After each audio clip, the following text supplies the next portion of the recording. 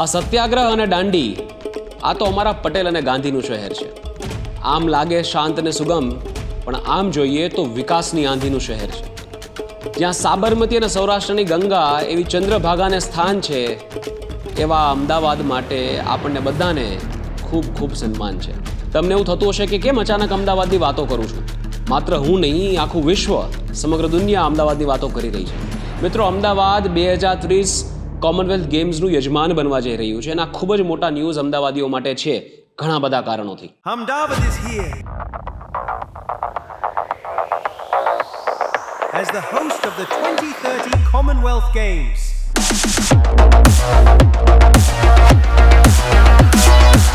Commonwealth game માટે અમદાવાદને મંજૂરી મળી છે. It is not just an honor, it is a responsibility to create 100 years and lay the foundation for the next 100.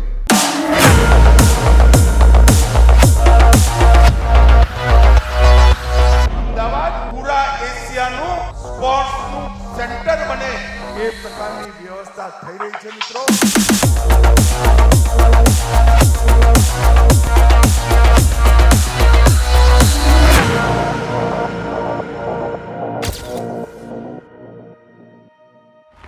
અમદાવાદના 614 વર્ષના સુવર્ણ ઇતિહાસમાં જાણે એક નવું પન્નું ઉમેરાવા જઈ રહ્યું છે. એવી રીતે 2030 કોમનવેલ્થ ગેમ્સ અમદાવાદ માટે એક સુવર્ણ કાર્ડ લઈને આવશે. આવનારા 11 થી 12 વર્ષ જાણે અમદાવાદ માટે સુવર્ણ કાર્ડ છે. કેવી રીતે એ પણ હું તમને સમજાવીશ. 2030ની કોમનવેલ્થ ગેમ્સ એક સ્પેશિયલ એડિશન છે, જેને સેન્ટેનરી એડિશન, એટલે કે કોમનવેલ્થ ગેમ્સ શરૂ થયા 1930 હેમિલ્ટન કેનેડાથી, ત્યારથી 100 વર્ષ પછીનું આ એડિશન, એટલે ખૂબ જ સ્પેશિયલ હિસ્ટોરિક ઇવેન્ટ આને કહી શકાય. અને એનું યજમાન અમદાવાદ થવા જઈ રહ્યું છે. અને આ વાત તમને કહેતા જેટલો ગર્વ મને એક ભારતીય તરીકે, ગુજરાતી તરીકે, અમદાવાદી તરીકે થાય છે, એટલો જ ગર્વ કદાચ તમને સાંભળતી વખતે પણ થતો હશે, એ વાતની મને ખાતરી છે. 72 ડિફરન્ટ કન્ટિન્જન્ટ્સથી વર્લ્ડ ક્લાસ એથ્લેટ્સ અમદાવાદની ધરતી પર પગ મૂકશે એક સ્વપ્ન સાથે કે અમદાવાદ 2030નું નામ મારા કરિયરમાં ક્યાંક જોડાય, કે મને અહીંયા મેડલ મળે. મિત્રો, આ અમદાવાદને વર્લ્ડ મેપ ઉપર મૂકવાની વાત છે. સ્પોર્ટ્સ કલ્ચરમાં અમદાવાદનું નામ વિશ્વ સ્તર પર ઉજાગર કરવાની વાત છે. એટલા માટે આપણા બધા માટે એક ગર્વનો વિષય છે. હવે કોમનવેલ્થ ગેમ્સના હોસ્ટ સિટી કોન્ટ્રાક્ટના હિસાબથી એક હોસ્ટ સિટીએ કઈ કઈ વ્યવસ્થાઓ કરવી પડે? સૌથી પહેલાં તો ઇન્ટરનેશનલ સ્કેલ, સ્ટેજ અને સ્ટેન્ડર્ડના સ્પોર્ટિંગ એવેન્યુઝ, જેમાં સ્ટેડિયમ્સ, અરીનાસ, પૂલ્સ, રેન્જીસ એ બધું આવી ગયું. બીજું કે એથ્લીટ્સ, ડેલિગેટ્સ, મીડિયા, પોલિટિશિયન્સ જ્યારે દુનિયાભરથી ભારતમાં આવશે, ઇવન ફેન્સ, તો એ લોકો માટે હરેક બજેટ કેટેગરીની હોટેલ્સ અને અકોમોડેશનની વ્યવસ્થા હોવી જોઈએ. એ પણ સ્પોર્ટિંગ એવેન્યુઝની આજુબાજુ, કે જ્યાં ગેમ્સ રમાય છે એ વિસ્તારમાં, એ એરિયામાં એ લોકોને રહેવાની વ્યવસ્થા હોવી જોઈએ. ત્રીજું, ટ્રાન્સપોર્ટેશન. જ્યારે બહારથી લોકો આવે ત્યારે એ લોકો માત્ર ગેમ્સ એન્જોય નહીં કરે, સિટીના કલ્ચરને પણ માણવાનો પ્રયત્ન કરશે.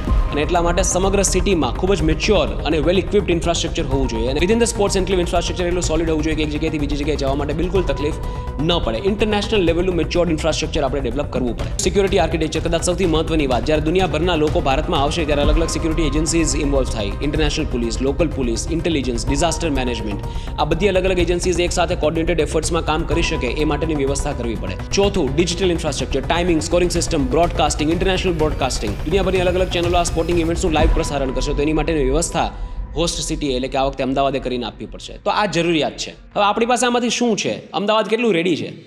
વેલ, જાણીને આશ્ચર્ય થશે કે ઘણા ખરા અંશે અમદાવાદ રેડી છે. મિત્રો, જ્યારે નરેન્દ્ર મોદી સ્ટેડિયમનું ઉદ્ઘાટન થયું ત્યારે સરદાર વલ્લભભાઈ પટેલ સ્પોર્ટ્સ એન્ક્લેવની પણ વાત થઈ. એ જે સ્પોર્ટ્સ એન્ક્લેવ છે, જેના હાર્ટમાં નરેન્દ્ર મોદી સ્ટેડિયમ છે, આ સ્પોર્ટ્સ કોમ્પ્લેક્સ એન્ક્લેવ ઓલિમ્પિક્સ માટેની તૈયારી માટે બનાવેલા માસ્ટર પ્લાનનું ખૂબ જ મહત્વપૂર્ણ ઘટક છે.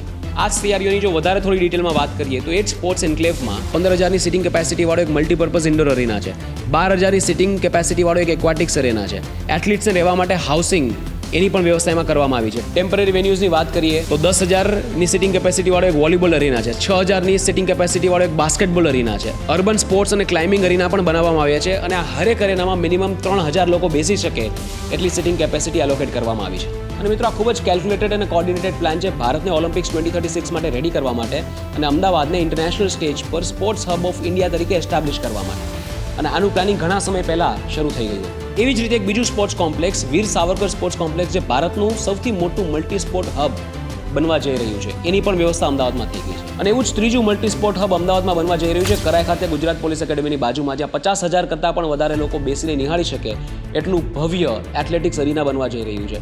મલ્ટિપલ ઇન્ડોર અરેનાસ બની રહ્યા છે અને શૂટિંગ રેન્જીસ પણ બની રહી છે. તો મિત્રો, એક રીતે જોઈએ તો અમદાવાદમાં 3 લાર્જ સ્કેલ ઇન્ટરનેશનલ લેવલના મલ્ટી સ્પોર્ટ હબ એક સાથે બની રહ્યા છે. અને મિત્રો આનું રિઝલ્ટ આપણને ઓલરેડી મળવાનું શરૂ થઈ ગયું છે. ઘણી બધી ઇન્ટરનેશનલ સ્કેલની sporting events Ahmedabad already host કરી રહ્યું છે કે આવનારા વર્ષોમાં હોસ્ટ કરવા જઈ રહ્યું છે. 11th એશિયન એક્વાટિક્સ ચેમ્પિયનશિપ 2025 અમદાવાદે જસ્ટ હમણાં હોસ્ટ કરી. ત્યારબાદ આપણે કોમનવેલ્થ વેઇટ લિફ્ટિંગ ચેમ્પિયનશિપ 2025 એ પણ આપણે હોસ્ટ કરીશું. AFC under 17 Asian cup qualifiers 2025 એ પણ અમદાવાદ હોસ્ટ કરવા જઈ રહ્યું છે. 2026માં એશિયન વેઇટ લિફ્ટિંગ ચેમ્પિયનશિપ પણ અમદાવાદ હોસ્ટ કરવાનું છે. 2026માં આર્ચરી એશિયા પેરાકપ એ પણ અમદાવાદ હોસ્ટ કરવાનું છે. ICC 2020 વર્લ્ડ કપ આમ તો ભારત હોસ્ટ કરવાનું છે, પણ મોટા ભાગની જે કી ઇમ્પોર્ટન્ટ મેચીસ છે એ બધી અમદાવાદમાં રમાશે. વર્લ્ડ પોલીસ અને ફાયર ગેમ્સ 2029 એની માટે પણ અમદાવાદ લગભગ હોસ્ટ માટે સિલેક્ટ થઈ જ ગયું માનો, અને જેમાં દુનિયાભરના હજારો સર્વિસ પર્સનલ્સ એટલે કે પોલીસ, ફાયરમેન, આર્મી મેમ્બર્સ એવા એથ્લેટ્સ અમદાવાદમાં આવીને ગેમ્સ રમશે. ભારત 2027ના વુમન્સ વોલીબોલ વર્લ્ડ ચેમ્પિયનશિપને પણ હોસ્ટ કરવા માટેની તૈયારી કરી રહ્યું છે, અને અંડર 20 એથ્લેટિક્સ ચેમ્પિયનશિપ 2028 એની માટે પણ અમદાવાદ બીડ કરી રહ્યું છે. ગુજરાત સરકાર ઓલરેડી પબ્લિકલી કહ્યું છે કે 2036ના ઓલિમ્પિક્સ પહેલાં ગુજરાત 5 ઇન્ટરનેશનલ સ્ટેજની સ્પોર્ટિંગ ઇવેન્ટ્સને હોસ્ટ કરીને બતાવશે. એની શરૂઆત થઈ ગઈ છે. હવે મિત્રો સવાલ એ થાય છે કે અમદાવાદ જ કેમ મુંબઈ નહીં, દિલ્હી નહીં, હૈદરાબાદ નહીં, કેલકટા નહીં, ચેન્નાઈ નહીં, બીજું કોઈ સિટી નહીં, કેમ અમદાવાદમાં જ કોમનવેલ્થ ગેમ્સ થવી જોઈએ, કેમ અમદાવાદમાં જ ઓલિમ્પિક્સ થવા જોઈએ, કેમ? આ સવાલ ભારતભરમાં ઘણા બધા લોકોને થતા હશે અને લોકો ઘણી બધી અલગ અલગ વાતો કરે છે, પણ એનું સ્પષ્ટ કારણ એ છે કે અમદાવાદને એક્ટિવલી સ્પોર્ટ્સ કલ્ચર જોઈએ છે. અમદાવાદને actively international sporting events host કરવી છે. અમદાવાદને actively sports city of India તરીકે એસ્ટાબ્લિશ થવું છે, અને એટલા માટે અમદાવાદમાં 2 કોઓર્ડિનેટેડ જાયન્ટ સ્પોર્ટ્સ હબ બનાવવામાં આવી રહ્યા છે કે જે ઇન્ટરનેશનલ સ્કેલની ઇવેન્ટ્સ હોસ્ટ કરી શકે, જેમાં મલ્ટિપલ અરેનાઝ હોય, જેમાં શૂટિંગ રેન્જીસ હોય, જેમાં ઇન્ડોર ઇવેન્ટ્સ માટે અલગથી વ્યવસ્થા હોય, જેમાં એક્વાટિક્સ માટે અલગથી વ્યવસ્થા હોય. આ બધી વ્યવસ્થા અમદાવાદ ઘણા સમયથી કરી રહ્યું છે. બીજું કારણ કે ઓલિમ્પિક્સ જેવી ઇવેન્ટ હોસ્ટ કરવા માટે એક ઓલિમ્પિક્સ વિલેજ બનાવવું પડે, એક આખો એરિયા તમારે ડેવલપ કરવો પડે કે જેની અંદર હોટેલ્સ હોય, સ્પોર્ટ્સ અરીનાઝ હોય, મોટા મોટા કોમ્પ્લેક્સીસ હોય, અને ઇન્ટરનલ ટ્રાન્સપોર્ટની વ્યવસ્થા હોય, કનેક્ટિવિટી હોય. આવા આખા એરિયાઝ ડિઝાઇન કરવા પડે, જે મુંબઈ અને દિલ્હી જેવા મોટા સિટીઝ જે ઓલરેડી ખૂબ ડેવલપ થઈ ગયા છે એમાં પોસિબલ નથી. બીજી વસ્તુ લેન્ડ એક્વિઝિશન. ગુજરાત ઓલવેઝ સરકારના મોટા પ્લાન્સમાં, અને સ્પેશિયલી પ્લાન્સ કે જે ઇન્ટરનેશનલ સ્ટેજ પર ભારતની છબી સુધારે કે વધારે એમાં કન્ડ્યુસિવ રહ્યું છે, ઓલવેઝ સપોર્ટિવ રહ્યું છે. તો ગુજરાતમાં લેન્ડ એક્વિઝિશન અમદાવાદની આસપાસ ઇઝીલી ગવર્મેન્ટ કરી શકે. ત્રીજું કે દિલ્હી જેવા મોટા સિટીને કોમનવેલ્થ ગેમ્સ એક્ઝિક્યુટ કરવાનો એકવાર મોકો મળી ગયો છે, અને એ લોકોએ શું કર્યું એ તો આપણે બધાને ખબર છે, એની વિશે આપણે વાત કરીશું. અને ચોથું અને સૌથી મહત્વનું કારણ, હરેક સિટીની એક ઇમેજ હોય, એક પોઝિશનિંગ હોય. જેવી રીતે Mumbai is known for entertainment, for Bollywood, for being financial capital of India. Delhi is known for being the power center of India. એવી જ રીતે Ahmedabad is known as the World Heritage City in India. International stage પર અમદાવાદને world heritage city તરીકેનો દરજ્જો already મળી ગયો છે, એટલે લોકોની ક્યુરિયોસિટી આ સિટી માટે ઓલરેડી છે.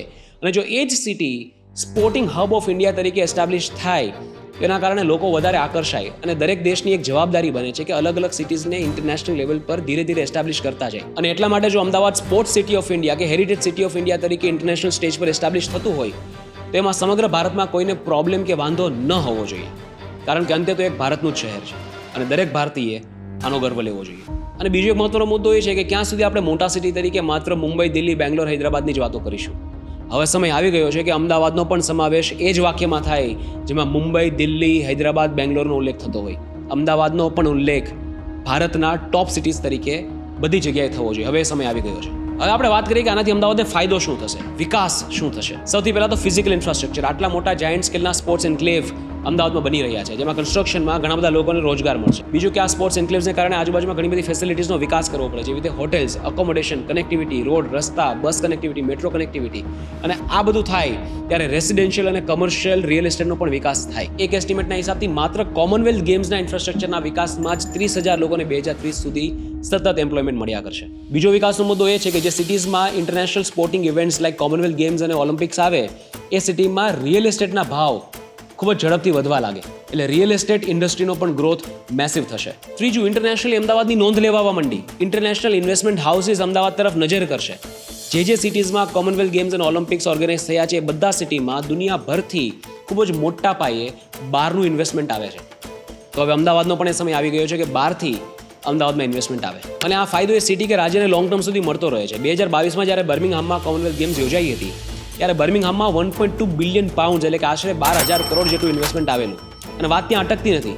ત્યારબાદ યર ઓવર યર અત્યાર સુધી 27% એવરી યર ઇન્વેસ્ટમેન્ટ ગ્રો થાય છે એ એરિયામાં. તો મિત્રો, કોઈ ઇકોનોમી એક સર્ટન CAGRથી ગ્રોથ થતી હોય, એમનો ગ્રોથ રેટ 8%, 7%, 10%, વોટ એવર, એ ગ્રોથ રેટથી ઇકોનોમી આગળ વધતી હોય, સડનલી આવી કોઈ ઇવેન્ટ આવે, કોમનવેલ્થ ગેમ્સ કે ઓલિમ્પિક્સ જેવી ઇવેન્ટ આવે, એને કારણે ગ્રોથ રેટ સડનલી બૂસ્ટ થઈ જાય છે, ક્યારેક ડબલ પણ થઈ જાય છે, 3 ગણો પણ થઈ જાય છે. કોઈ સિટી કે રાજ્યની જીડીપીને જમ્પ આપવા માટે આ ઇવેન્ટ્સ ખૂબ જ મહત્વની છે.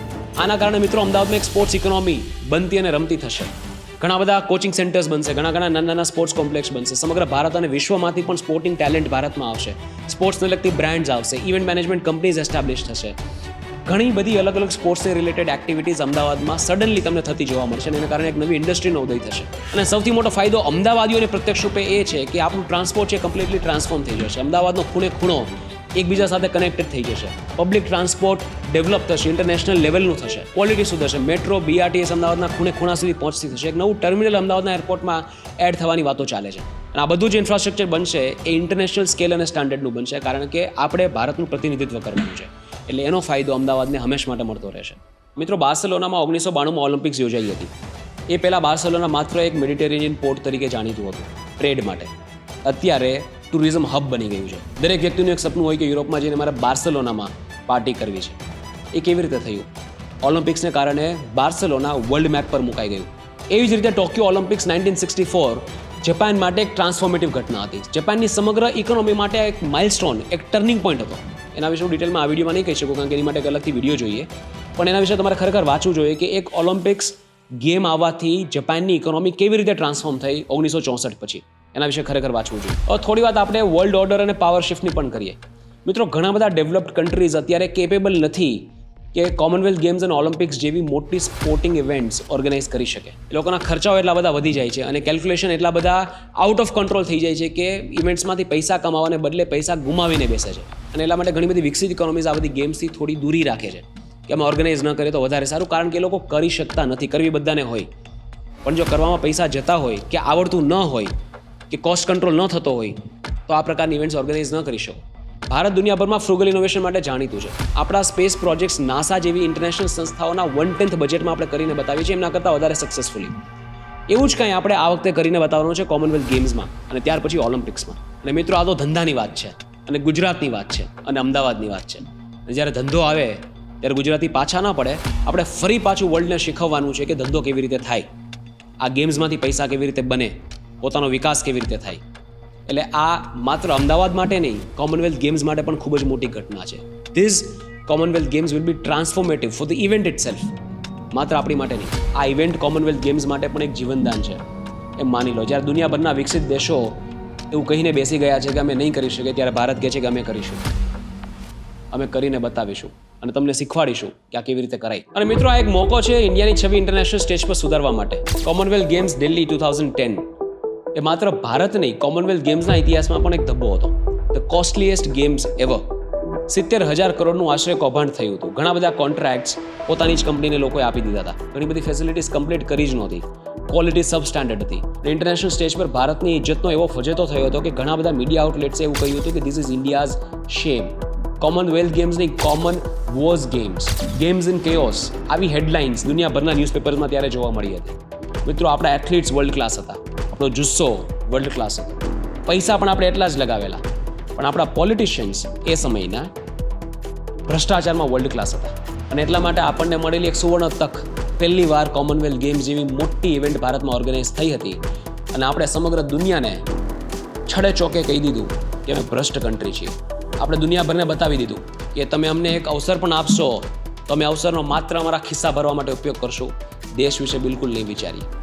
આ મેસેજ જે 2010માં ગયો, એ મેસેજને ન્યુટ્રલાઇઝ કરવા માટેનો આ સમય છે, સુવર્ણ તક છે. મિત્રો, 15 થી 20 વર્ષ લાગ્યા છે ભારતની છબીને સુધારતા, ત્યારે ફરી પાછું આપણને કોમનવેલ્થ ગેમ્સ ઓર્ગેનાઇઝ કરવા મળ્યું છે.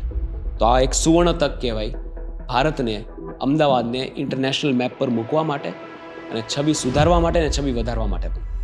અને મિત્રો, કોમનવેલ્થ અમદાવાદ 2030 કેમ અહેમદાબાદ નહીં? ભારતમાં પણ જ્યારે કોઈ ન્યૂઝ આઉટલેટ ન્યૂઝમાં અમદાવાદનો ઉલ્લેખ કરે ત્યારે અહેમદાબાદ કહેતા હોય છે. ઇંગ્લિશ અને હિન્દીમાં અમદાવાદને લોકો અહેમદાબાદ કહે છે. આપણે ગુજરાતીઓ જ અમદાવાદને અમદાવાદ કહીએ છીએ. તો મજાની વાત એ છે કે આપણે આપણા સિટીને આપણી ભાષામાં જેવી રીતે કહીએ છીએ અમદાવાદ, એવી જ રીતે સમગ્ર વિશ્વ ઓળખતું થશે. દુનિયાભરથી લોકો જ્યારે ભારત આવશે કોમનવેલ્થ ગેમ્સ માટે, ત્યારે સગાવાલાને કહેશે કે હું અમદાવાદ જ આવું છું. દુનિયાભરના સોશિયલ મીડિયા ન્યૂઝ આઉટલેટ્સમાં જ્યારે આ ગેમ્સનો ઉલ્લેખ થશે ત્યારે અમદાવાદ લખાયેલું આવશે. આપણી ભાષામાં આપણા સિટીનું નામ સમગ્ર વિશ્વમાં પ્રખ્યાત થશે. એની મજા કંઈક અલગ જ છે અને આનો આપણે બધાએ ગર્વ લેવો જોઈએ. આ એક બહુ મોટી સિમ્બોલિક ઇવેન્ટ છે જેનો આપણે બધાએ આનંદ લેવો જોઈએ. આ જેણે પણ કર્યું છે ખૂબ સ્માર્ટલી કર્યું છે. હવે છેલ્લી અને ખૂબ જ મહત્વની વાત, આપણા આદરણીય ઉપમુખ્યમંત્રી હર્ષભાઈ સંઘવીએ જ્યારે મીડિયાને એડ્રેસ કર્યું ગ્લાસગોથી, ત્યારે એમણે કહ્યું કે this is not just an honour, it's a responsibility, because it's a centenary edition of Commonwealth Games. 100 વર્ષવાળું એડિશન આપણે જ્યારે ઉજવવા જઈ રહ્યા છીએ ત્યારે એક માત્ર ગર્વની વાત નથી, એક જવાબદારી પણ છે. અને અમદાવાદ તરીકે આ જવાબદારી આપણા બધાની બને છે, કારણ કે આપણે બધા ભારત દેશને રિપ્રેઝેન્ટ કરવાના છીએ. દુનિયાભરથી લોકો આવીને આપણને જોઈને નક્કી કરશે કે ભારત દેશના લોકો કેવા છે, ભારત દેશ કેવો છે. તો એ પ્રતિનિધિત્વ આપણા ખભે છે. તો ગુજરાતી અને અમદાવાદી તરીકે આપણે શું કરી શકીએ? જ્યારે સમગ્ર દુનિયાનું ધ્યાન આપણી ઉપર હશે, જ્યારે સમગ્ર દુનિયા આપણને ફર્સ્ટ હેન્ડ એક્સપિરિયન્સ કરશે, ત્યારે આપણે શું કરવાનું છે? મિત્રો, ઘણા બધા ચેન્જીસ જરૂરી છે. સૌથી પહેલાં તો ચોખ્ખાઈ, ક્લીનલીનેસ એ આપણી આદત જ નહીં, આપણો સ્વભાવ બની જવો જોઈએ. મિત્રો, આવનારા 5 વર્ષોમાં આપણે ચોખ્ખાઈ પ્રત્યેનો આગ્રહ એવો રાખીએ કે ચોખ્ખાઈ આપણો સ્વભાવ બની જાય. રોડ રસ્તામાં ક્યાંય પણ કચરો હોય તો આપણને ગમવું ન જોઈએ, અને આપણે પોતે તો કચરો ફેંકવા જ ન જોઈએ. કોઈ વ્યક્તિ બહારથી આવે તો આપણું સિટી સ્પોટલેસ લાગવું જોઈએ. અને મિત્રો, દિવાળીમાં જ્યારે આપણે આપણું ઘર સજાવીએ ત્યારે ઘરમાં થૂકીએ છીએ, એ ઘરમાં કચરો કરીએ છીએ, નથી કરતા ને? એવી જ રીતે જ્યારે કોમનવેલ્થ ગેમ્સ માટે આપણે આપણા સિટીને સજાવીએ ત્યારે સિટીમાં પણ કચરો ન થાય એની કાળજી આપણે અત્યારથી રાખવી પડશે. ચોખ્ખાઈ આપણો સ્વભાવ બનાવવો પડશે. બીજી વસ્તુ, ડ્રાઇવિંગ અને ટ્રાફિક સેન્સ. મિત્રો, બહારથી જ્યારે કોઈ વ્યક્તિ કોઈ નવા સિટીમાં જાય ત્યારે એ દેશના લોકો કેવા છે એ સમગ્ર અનુમાન ત્યાંના લોકોના ડ્રાઇવિંગ અને ટ્રાફિક સેન્સથી લેતા હોય છે. કે અહીંના લોકો કેવી રીતે ડ્રાઈવ કરે છે, મેનરલેસ છે, મેનરવાળા છે, એકબીજાની રિસ્પેક્ટ રાખે છે, રોડ રેજિંગ કરે છે. જો આપણે એવું બધું કરીશું તો બહારથી લોકો એવો મેસેજ લઈને જશે કે અહીંના લોકોનામાં મેનર જ નથી, વિકાસ છે પણ બુદ્ધિ નથી, લોકો આડે ધડ ચલાવે છે, રોડ રેજ કરે છે.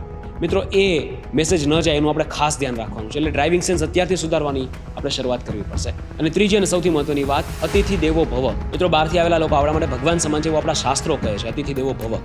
તો એ લોકો સાથે એટલું પ્રેમથી, આદરથી આપણે વર્તવાનું કે જ્યારે એ લોકો અમદાવાદ છોડીને પાછા જાય ત્યારે સમગ્ર વિશ્વમાં પોતાના સગાવાલા અને મિત્રોને અમદાવાદની વાતો કહે અને અમદાવાદનું ટુરિઝમ પરપેચ્યુઅલી વધતું રહે. કોઈ પણ સિટી કે રાજ્ય માટે કોમનવેલ્થ ગેમ્સ કે ઓલિમ્પિક્સ એક ગોલ્ડન ચાન્સ હોય છે વર્લ્ડ મેપ પર ટુરિઝમ માટે પોતાના સિટીનું નામ દર્જ કરાવવા માટે. આ ગોલ્ડન ચાન્સ અમદાવાદનો આવી ગયો છે, ગુજરાતનો આવી ગયો છે. આ ચાન્સનો આપણે સંપૂર્ણપણે ખૂબ જ સારી રીતે ઉપયોગ કરીએ એવી મારી પ્રાર્થના અને આગ્રહ તમને બધાને છે.